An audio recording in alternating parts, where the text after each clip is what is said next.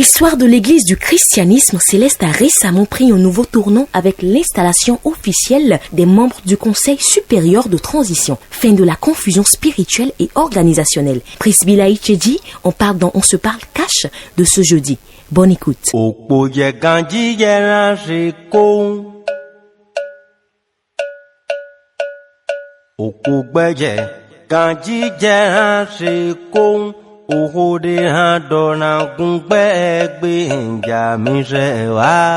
Samedi 26 avril 2025, journée historique et mémorable dans l'histoire de l'Église du christianisme céleste. Ce jour a vu l'installation du Conseil supérieur de transition, une mise en place qui met fin à la multiple gouvernance de l'Église. Le Conseil supérieur de transition assure la gouvernance mondiale de l'Église du christianisme céleste, des réunions, échanges et concertations diverses entre les différentes parties ont abouti à ce consensus. Le principal artisan, le président Patrice Talon. Ce dernier a joué un rôle déterminant dans la médiation entre les différentes branches de l'Église. Médiation intervenue après plusieurs années d'incompréhension, de rivalité et de crise de gouvernance. Des travaux préparatoires ont accouché d'importantes résolutions sur lesquelles reviennent ici le ministre de la Culture, Jean-Michel Abimbola. 1. Du principe de la réconciliation. À la faveur d'une rencontre tenue le 20 février 2025 sous l'égide de M. Patrice Talon, président de la République du Bénin, les hauts dignitaires de l'Église du christianisme céleste ont convenu de tourner la page de la crise institutionnelle qui secoue l'Église et de s'engager sur le terrain de la réunification. À ce titre, les premières décisions ont consisté à mettre en place un comité ad hoc chargé de conduire les travaux préparatoires de la réconciliation, tenir une série de rencontres de dialogue à l'effet de jeter les bases du processus de réconciliation. Les travaux du comité ad hoc ont permis de consolider les principes de la réunification de l'Église et les mesures y afférentes. 2. De la définition d'une période de transition. À l'issue des travaux, une période de transition de 3 maximum a été instituée. Les hauts dignitaires ont convenu de consacrer cette période à la mise en place d'une gouvernance unique, consensuelle et inclusive de toute l'Église. 3. De la mise en place des organes de la transition. Au titre des organes de la transition, il est créé une autorité dénommée Conseil supérieur de transition, CST, composée de 15 membres en charge de diriger l'Église du christianisme céleste au plan mondial et d'assurer la relecture de ces textes fondamentaux, notamment la relecture de la Constitution de l'Église du christianisme céleste. Le Conseil supérieur de transition comprend le Conseil supérieur de transition comprend le Sacré Collège composé des 2 révérends pasteurs, Emmanuel Ochofa et Benoît Adéogun. Un secrétariat exécutif composé de 5 membres chargés de la gestion courante de l'Église et de la coordination des travaux de relecture de la Constitution de l'Église. La plénière des 15 membres du Conseil supérieur de transition. Dans le cadre de son fonctionnement, des commissions thématiques seront créées et seront présidées par les membres du Conseil supérieur de transition. 4. De la mise en route du Conseil supérieur de transition. Le siège du Conseil supérieur de transition est fixé à Cotonou, au Bénin. Le Conseil supérieur de transition sera officiellement installé le samedi 26 avril 2025. Un nouveau chapitre s'ouvre donc pour l'Église du christianisme céleste.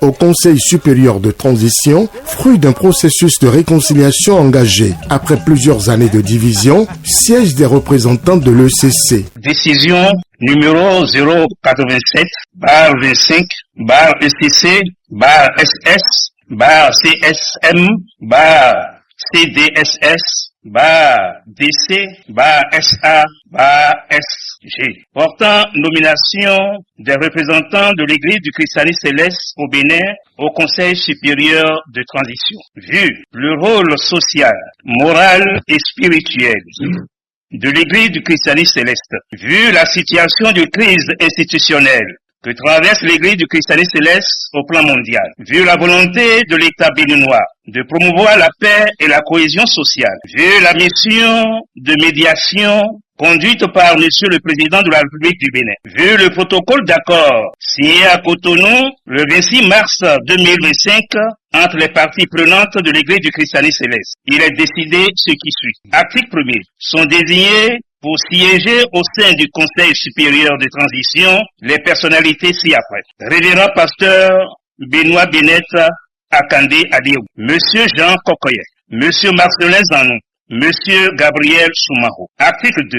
La présente décision prend effet à compter de sa signature. Fait à Porte-Nouveau, le 24 avril 2025, signé Révérend Pasteur Benet Adeogou, chef mondial de l'Église du christianisme. D'importantes résolutions ont été prises par les deux révérends pasteurs suite aux décisions issues des travaux préparatoires. Nous, révérend pasteur Benoît Benet Adeogou et révérend pasteur Emmanuel Mobina Friday Oshofa, réunis sous la bénédiction divine et à l'initiative bienveillante de son Excellence, Monsieur Patrice Talon, président de la République du Bénin. Reconnaissons que l'heure est venue pour notre Église de retrouver son unité originelle. Faisons cette déclaration solennelle devant Dieu, devant les fidèles et devant l'histoire de notre Église à l'approche du 40e anniversaire de la transition de notre vénéré fondateur, le révérend prophète pasteur Samuel Biléou Joseph Oshofa. Nous déclarons solennellement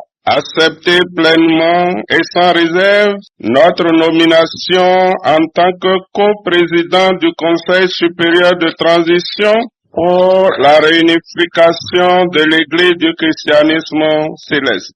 Reconnaître la légitimité du processus d'unification engagé et du Conseil supérieur de transition mis en place jusqu'au 30 avril 2026. Affirmer notre volonté commune de guider l'Église vers son unification totale dans le respect de son héritage spirituel et institutionnel. Renoncer à toute action ou déclaration qui pourrait compromettre l'esprit de réconciliation et l'objectif d'unité. Dans l'exercice de nos fonctions de coprésident, nous nous engageons solennellement à 1.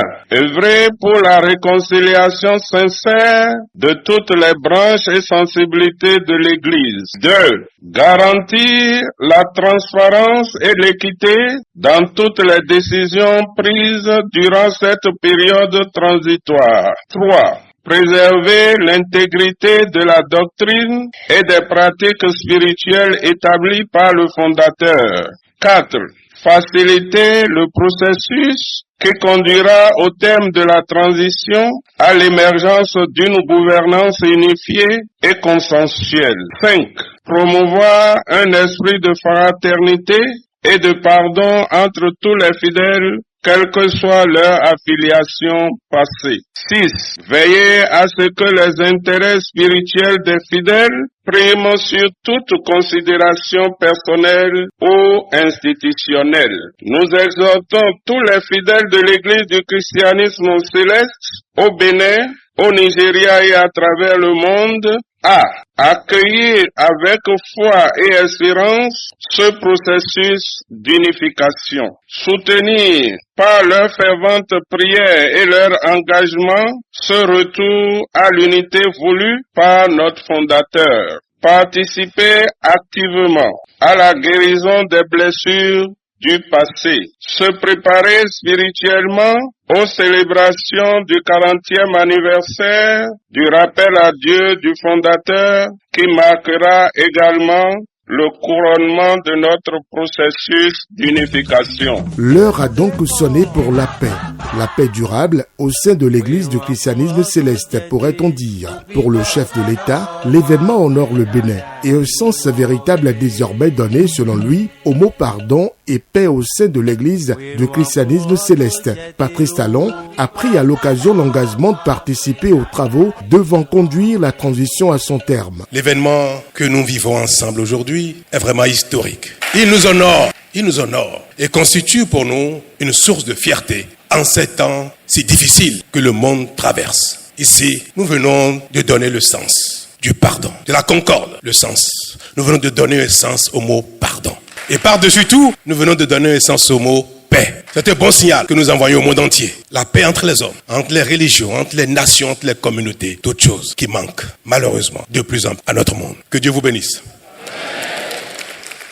Permettez-moi, pour ce mérite que nous partageons, de féliciter nos révérends pasteurs Adeogun et Oshofa, de féliciter les plus hauts responsables de l'église du christianisme céleste au Bénin, au Nigeria, en Côte d'Ivoire, au Togo et partout dans le monde. Je voudrais vous adresser mes remerciements les plus sincères pour la confiance que vous m'avez accordée pour conduire ce processus de réunification de l'Église de Dieu. Je suis particulièrement honoré et je voudrais devant vous prendre l'engagement de participer personnellement aux travaux devant conduire cette transition jusqu'à son aboutissement. Je voudrais pouvoir compter sur chacun de vous avec l'aide de Dieu pour que ce soit un succès.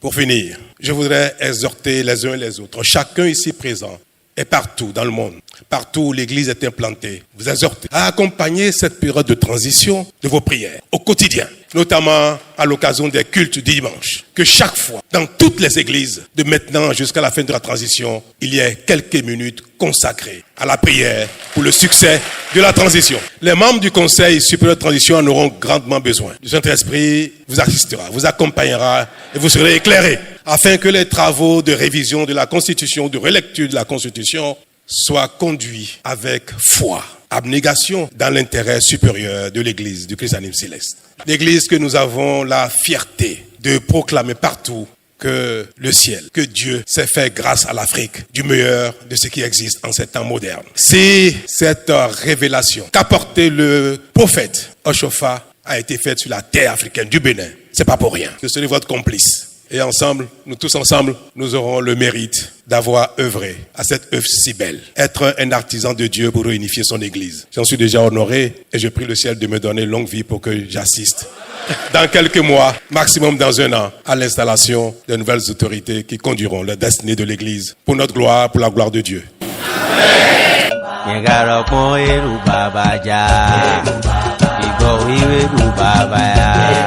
Pour le révérend Noël Diossou, membre du Conseil supérieur de transition, il n'y a aucun doute. La paix est revenue à la maison. Mais vous savez, chaque chose a son temps. Dans la vie auquel nous en sommes, Dieu aussi a créé le monde comme ça. Il y a le temps de saison sèche, il y a le temps de saison pluvieuse. Et lorsque ce temps vient et apparaître, il y a un autre temps aussi qui vient apaiser. Toute chose, c'est la croyance et de faire foi à Dieu que nous adorons. Et nous savons que la nouvelle page, comme vous venez de le dire, en train d'être écrite sur l'église de révélation, l'église fondée par le prophète fondateur Samuel Bilo Joseph Oshofa. Nous savons que c'est lui qui fait tout. Et chaque moment, il envoie toujours un émissaire. Il envoie un sauveur comme Moïse que nous lisons dans la Bible. Donc, à chaque souffrance, crée toujours une nouvelle page. Que je vois que avec la foi et nos prières, nous puissions accompagner le facilitateur. Ça veut dire notre Moïse de notre temps.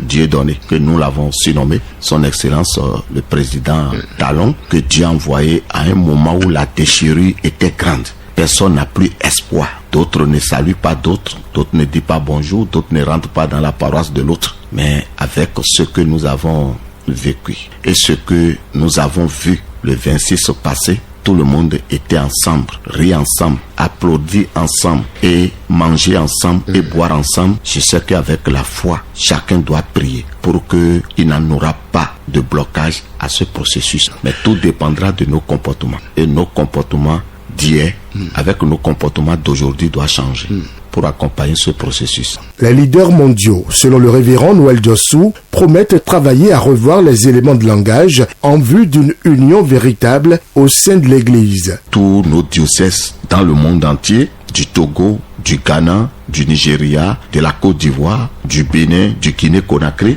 nous sommes en train de travailler pour que nos langages changent, pour que nos prières soient accélérées. Parce que vous savez, lorsqu'on a été dans des langages pas possibles à l'autre hier, et que un jour la page tourne, c'est les leaders qui doivent communiquer beaucoup, qui doivent dire, c'est bon. Parce que c'est les leaders là qui disent, ça ne doit pas être comme ça, levez-vous.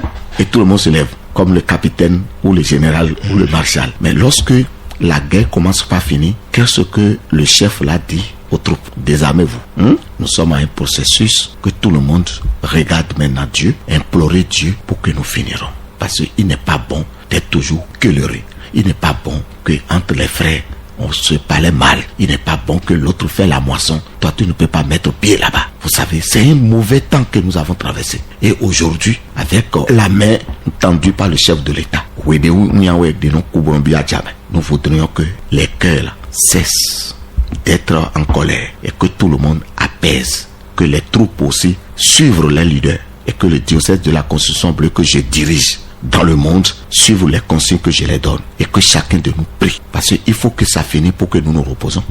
Parce que si ce n'est pas fini, vous savez comment nous souffrons.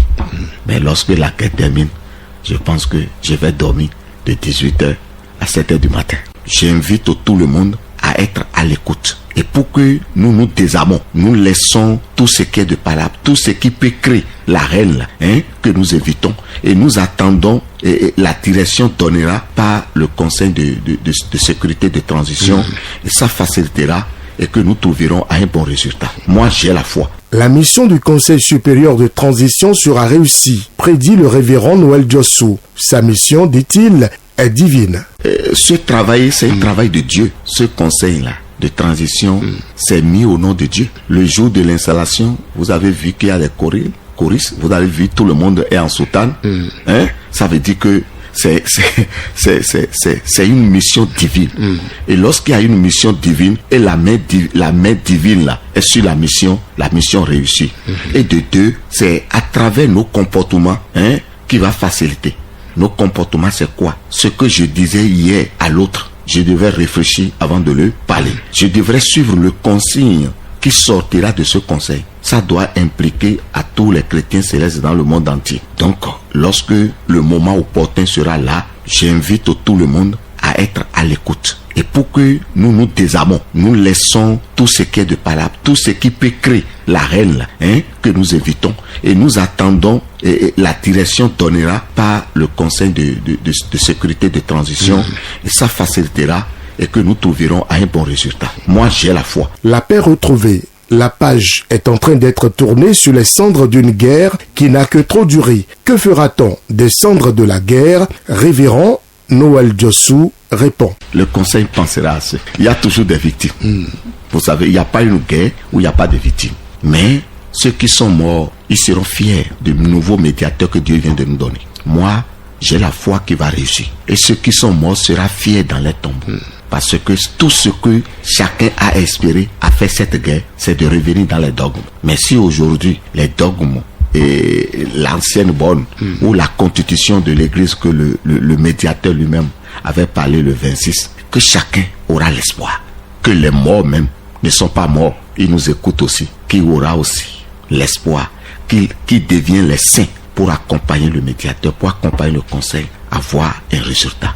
Nous allons nous battre, c'est pour cela lorsque vous m'avez invité, j'ai accepté d'être là pour pouvoir dire à tout le monde que l'ancienne page est tournée. Nos langages doivent changer. Nous devrons prier beaucoup pour ce conseil, pour le chef de l'État. Nous devrons organiser des veillées de prière même pour que diable ne vienne pas de part d'autre pour donner de blocage à ce processus-là. Mais on ne voit pas diable, c'est l'homme. Et que l'homme ne soit pas inutile pour le diable, à freiner ce processus-là. Le monde entier suit de près cette actualité relative à la fin de la crise à l'église du christianisme céleste. Dans le rang des fidèles de l'église, on est heureux de tourner dos au passé. Urbain Akapo et Gédéon Monou sont fidèles de l'église du christianisme céleste. Mes impressions par rapport à la réunification de l'église du christianisme céleste, je crois que c'est la meilleure des choses au monde qu'on puisse souhaiter lorsqu'on est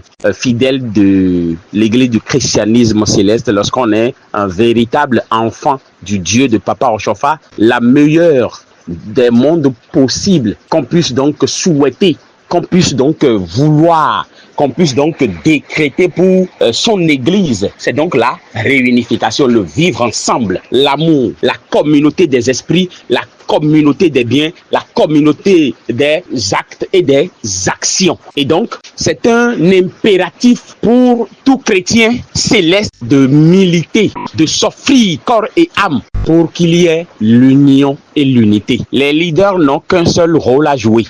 Se pardonner d'abord entre eux, parce que c'est eux, dans leur esprit de toujours se tailler la part du lion afin de mieux gouverner, c'est cet esprit machiavélique qui les a contraints à chacun à son niveau se créer un clan pour pouvoir mieux bouffer. Et je crois que le premier rôle qu'ils devraient jouer, s'ils veulent réellement que cette réunification entamée de façon grandiose par le chef de l'État Patrice Talon, s'ils veulent réellement accompagner le président à réussir cette noble mission, c'est d'abord d'éliminer leur ego, de tuer en eux cet esprit d'égocentrisme, goyi et la gourmandise en plus. C'est-à-dire, c'est moi qui devrais occuper cette place. Si je ne l'occupe pas, personne d'autre. Et ensuite, se pardonner parce qu'il y a eu. Et d'ailleurs, le chef de l'État l'a rappelé le samedi dernier au Palais des Congrès quand il a pris le micro. Il disait qu'il faut effacer, écraser même le passé. Parce qu'ils se sont tellement rendus des coups mortels à telle enseigne qu'aujourd'hui ils se regardent en chien de faïence. C'est quand on va pouvoir éliminer l'ego qui est en chacun d'eux là, qu'ils vont pouvoir maintenant se pardonner. Parce que le pardon n'est que le fruit du travail spirituel qui vous amène à éliminer l'ego en vous. Mes impressions par rapport à la réunification sont vraiment bonnes. C'est une initiative que nous avons souhaitée depuis longtemps. Et lorsque l'Éternel Dieu nous a choisis pour crier, pour dénoncer, nous avons essayé d'approcher nos papas. On leur a écrit, on a essayé de discuter avec eux à travers une conférence où ils ont toujours réussi à nous disperser. Et donc, il était question que nous crions seuls. Donc, il y avait certaines personnes qui ont accepté de se sacrifier afin de continuer les dénonciations fortes sur les réseaux sociaux. Et ce que je ne voudrais pas dire tout de suite parce que à un moment donné, nous sommes taillé un concept. Et donc, nous sommes restés dans cette stratégie-là. Et cette stratégie a marché. Et grâce à cette stratégie, nos voix sont portées vraiment vers le Seigneur. Et le Seigneur a inspiré le chef de l'État à travers certaines personnes qui ont posé certains actes. Et donc, nous avons eu ce résultat-là où il était question de réorganiser l'Église. Et donc, la réunification, pour moi, c'est un bébé que tout le monde attendait, puisqu'on savait très bien que la femme est enceinte et tout,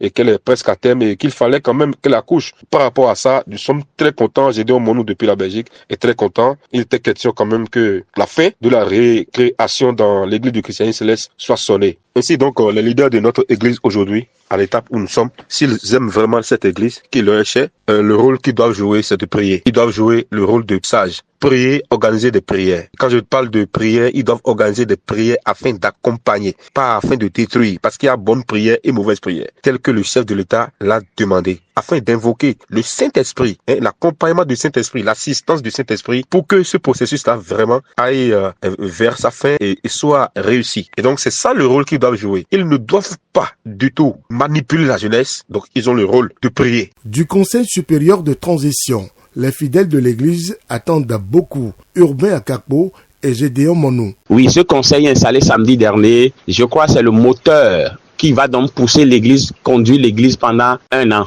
Et ce moteur se chargera de faire tout le travail de toilettage, voir les liturgies, les harmoniser, parce qu'aujourd'hui, le Nigeria en a pour lui, le Togo a aussi fabriqué pour lui, le Bénin aussi. Même au Bénin ici, je puis vous dire que ce que nous respectons ici n'est pas totalement ce que le fondateur de l'Église lui-même, il a institué. Notre rôle à nous, c'est de toujours dénoncer ce qui ne va pas et d'obliger nos devanciers à quitter la voie de la souillure. Parce qu'il y a beaucoup de souillures qui ont été tapis. Tout ce que nous attendons du Conseil supérieur, c'est de rétablir l'Église dans son authenticité. C'est tout. De ne pas tailler les choses à la mesure de quelqu'un. De rétablir l'Église selon la vraie spiritualité sur laquelle elle a été fondée. C'est de ça qu'il est question. Mes attentes sont très énormes. La première chose, c'est que ce conseil-là doit d'abord écouter la dignité de l'Église. Questionner surtout la jeunesse. Parce que vous voyez très bien que la jeunesse n'est pas fortement représentée, les femmes ne sont pas fortement représentées. Et donc, surtout nous qui avons dénoncé, il est question de nous écouter. Pour connaître quel diagnostic il fait, il faut que vous écoutez, vous nous écoutez. Quand vous parlez des symptômes que nous sentons à travers la maladie dont souffre l'Église, il faut qu'on écoute les symptômes, qu'on leur dise que non, nous avons mal à la tête, aux yeux et tout, pour qu'ils puissent maintenant faire un diagnostic diagnostic. Ils ont désormais, ces 15 membres du CST, ils ont désormais la responsabilité de travailler pour reculer les mots qui entravent le développement de cette église, de travailler pour barrer la route aux voyous ou aux délinquants spirituels, bien sûr, de cette église, de travailler à ce que nous ayons une église digne de son nom. Augustine Ochofa, fidèle de l'église du christianisme céleste, ne veut que la paix. Elle implore la main de Dieu sur la suite pour un processus réussi et durable.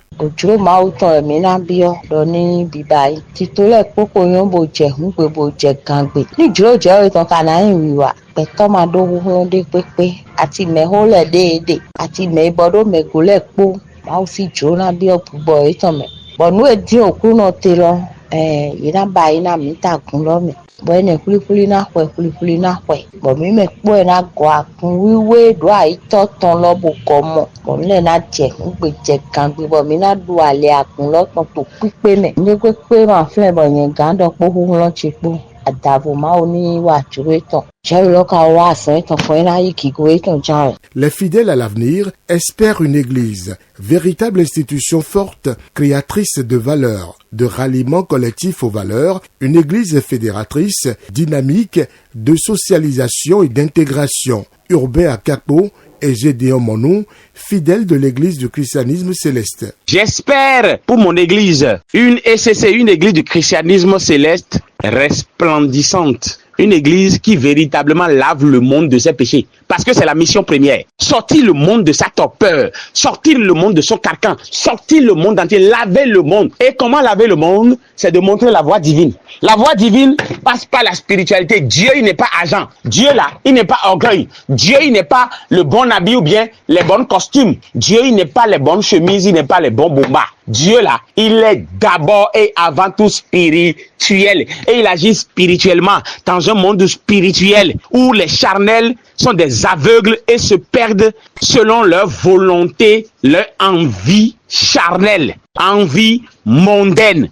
Donc, Dieu n'est pas envie mondaine. Dieu, il est spirituel. L'église, là, doit revenir sur ses pas spirituels. Une église du christianisme céleste qui va véritablement laver le monde doit être une église véritablement spirituelle où la spiritualité doit prédominer, reprendre sa place sur toute autre considération. Moi, l'église de demain, j'espère vraiment que l'église de demain ressemble à cette église que moi, Gédéon Monou, j'ai connue lorsque j'étais petit. Quand on dit Jéhovah, Jésus-Christ, Saint-Michel, l'éternel Dieu, il était là. Les anges descendent, exaucer notre prière. Mais aujourd'hui, ils ont tout changé. Et donc, c'est pour cela que j'ai dit que la CST a la responsabilité de tout refaire, de tout construire. Les chefs de sous-région sont à changer. Les chefs de région sont à changer. Il faut tailler un statut pour les chargés paroissiaux, pour les responsables de paroisse, pour les visionnaires, pour les maîtres de chœur. Tout ce qui concerne l'église, toutes les institutions de l'église doivent être corrigées et doivent être refaites. Et donc, c'est ainsi que l'église va vraiment retrouver ses lettres de noblesse.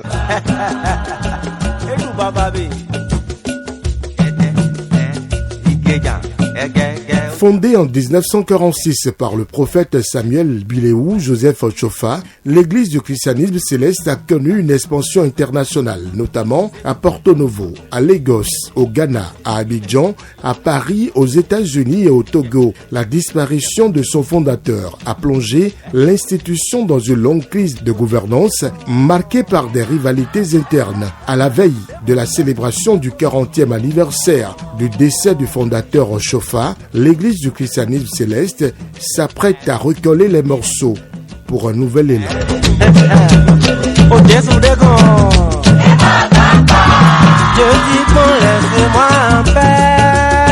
Vous venez de suivre On se parle cash de ce jeudi consacré à la crise de l'église du christianisme céleste, institution religieuse qui depuis le décès de son fondateur est restée fragmentée par plusieurs crises jusqu'à l'installation récente du Conseil supérieur de transition. Merci de nous avoir suivis et à bientôt.